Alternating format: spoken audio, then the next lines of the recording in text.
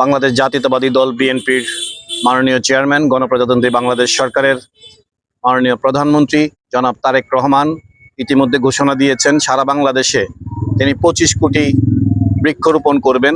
তারই কর্মসূচি হিসাবে বাংলাদেশ জাতীয়তাবাদী দল, কৃষক দল, কুমিল্লা মহানগর আজকে এই মহানগরীতে বৃক্ষরোপণ কর্মসূচি দিয়েছে।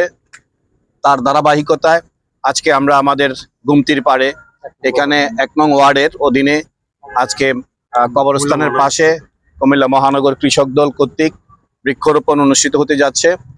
কৃষক দলও ব্যাপক কর্মসূচি হাতে নিয়েছে, তারাও শত শত গাছ রোপণ করবে। আজকে থেকে তাদের কর্মসূচি শুরু হলো।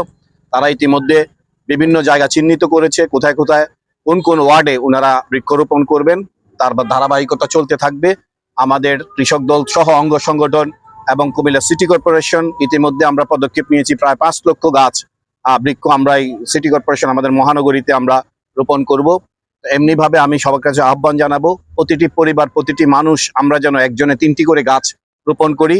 তাহলে বাংলাদেশে আগামী দিনের যে পরিবেশ আমাদের যে দূষিত হয়ে গিয়েছে, পরিবেশ বান্ধব নগরী আমরা মানুষকে উপহার দিতে পারবো। আমরা যে আমাদের মাননীয় প্রধানমন্ত্রী যে বলেছেন গ্রিন এবং ক্লিন নগরী গড়ার জন্য, তারই ধারাবাহিকতা আমরা এই গাছ রোপণ কর্মসূচি আজকে আমি শুভ উদ্বোধন ঘোষণা করছি এবং আমরা এখন বৃক্ষরোপণ শুরু করবো ইনশাআল্লাহ।